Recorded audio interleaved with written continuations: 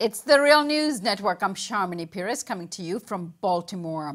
This week, the Organization of American States, under the leadership of its Secretary General, Luis Almagro, launched yet another effort to evoke the Democratic Charter against Venezuela.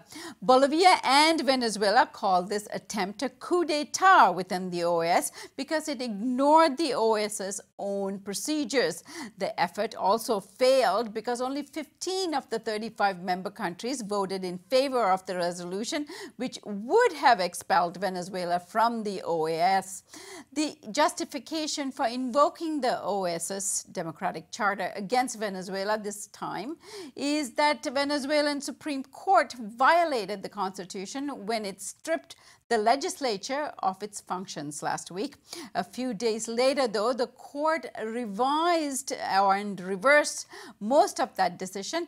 Meanwhile, both supporters and opponents of Venezuela's President Maduro organized large demonstrations for their respective sides on Tuesday. Joining us now to make sense of all of this is Steve Ellner. Steve has taught at the Universidad de Oriente in Puerto La Cruz, Venezuela, since 1977. He's the author and editor of a number of books on Venezuela, and the most recent among them is Latin America's Radical Left: Challenges and Complexities of Political Power. He joins us today from Barcelona, Venezuela. Steve, good to have you with us.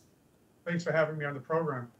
So, Steve, there are three recent developments that we'd like to discuss with you. First is the Supreme Court decision about the role of the legislature. And the second is, of course, the OAS's effort to evoke the Democratic Charter against Venezuela. And then the opposition and Chavista protests this week. But let's start with the Supreme Court decision. Describe to us what the decision was, how it came about, and then how did it play out in the political scene in Venezuela? Well, I think that, firstly, it's necessary to provide some context and some background. When the opposition gained control of the National Assembly as a result of the elections in December of 2015, it clearly announced, the president of the National Assembly stated, one of his first statements was that the National Assembly would get rid of Maduro within 6 months. So that regime change was really what the conflict has been all about. That's the background. Throughout the last year, the National Assembly tried to remove Maduro as a result of Maduro's travel abroad. The National Assembly ruled that was a violation of norms. And all the members of the opposition, with the exception of 3 delegates belonging to Henry Falcon's small party, voted for a procedure that would have led to the impeachment or the removal of Maduro. So that's really what's at stake now. The National Assembly incorporated several delegates from the state of Amazonas, in which there was alleged electoral fraud. And the Supreme Court ordered the National Assembly to disincorporate those delegates, and the National Assembly refused to do that.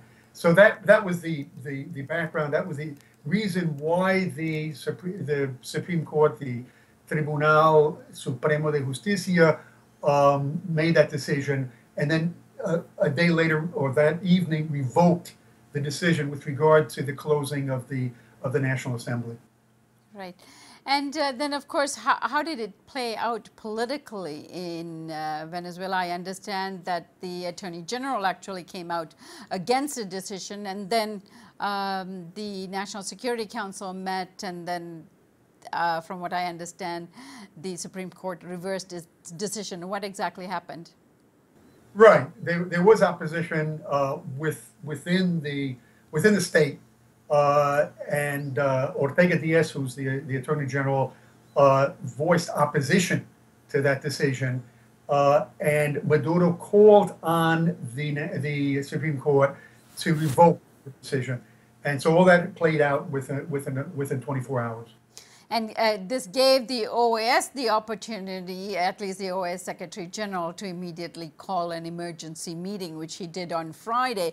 But then on Saturday, the Supreme Court reversed its decision, but he still went ahead with the meeting on Monday. And then, of course, the decision, or he attempted to pass a resolution against Venezuela to expel it from the OAS for violating its democratic charter and violating the Constitution of Venezuela.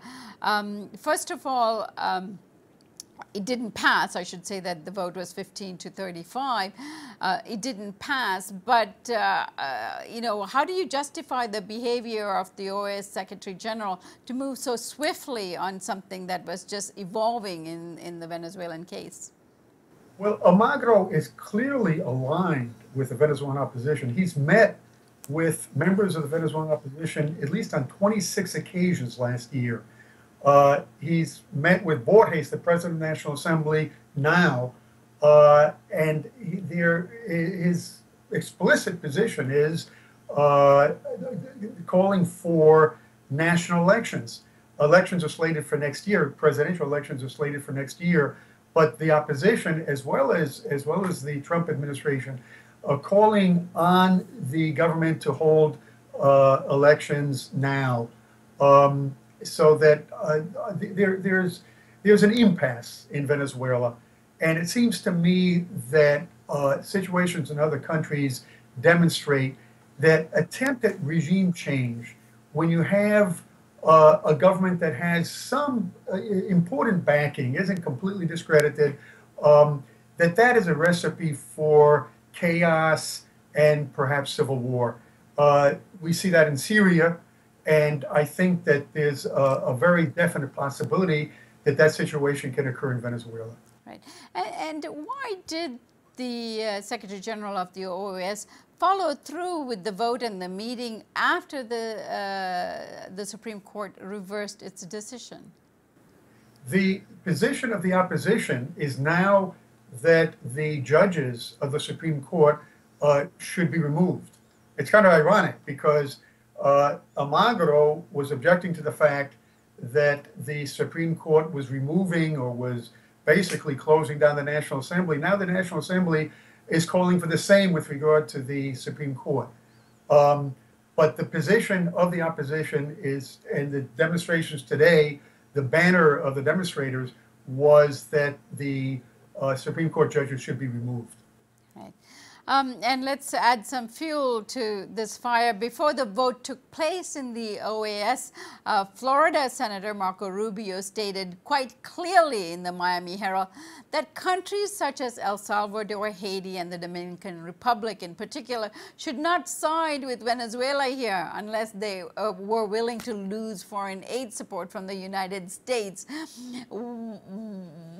How do you explain that?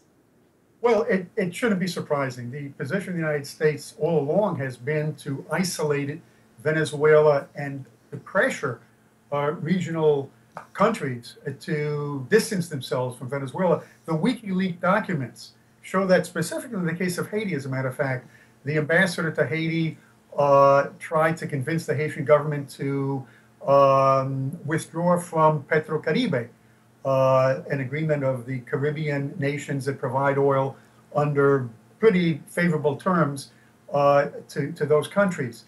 So that this is nothing new, really, with regard to the U.S. Position in the region. So, Steve, this week we saw quite a bit of demonstrations, both supporting Maduro and also against Maduro, but the opposition demonstrations became very violent against the police. Give us a sense of what's happening on the ground there. Yeah, the basic problem is that the demonstrations, the opposition demonstrations take place in the eastern part of Caracas. That's the wealthier area of Caracas. The government has always attempted to avoid a repetition of what happened on April 11th, the day of the coup against Chavez in 2002, when the opposition rerouted a concentration, a march that ended up in the direction of the downtown area. There were confrontations, shootings, and over a dozen deaths, which paved the way and justified the coup against Chavez on that day. So since then, the Venezuelan government, both under Chavez and Maduro, have allowed for protests, but in the eastern part of Caracas, and have avoided a situation which the protesters can move to the center of Caracas. Today, there was a concentration of the Chavistas that marched from about a mile away from the downtown area where the National Assembly is located to the National Assembly. And that, if the opposition had succeeded in reaching the downtown area, there very well could have been a confrontation between this massive Chavista concentration and the protesters. All right, Steve, the situation is still evolving there. I thank you so much for joining us today, and we hope to have you back to give us an update. My pleasure. And thank you for joining us here on the Real News Network.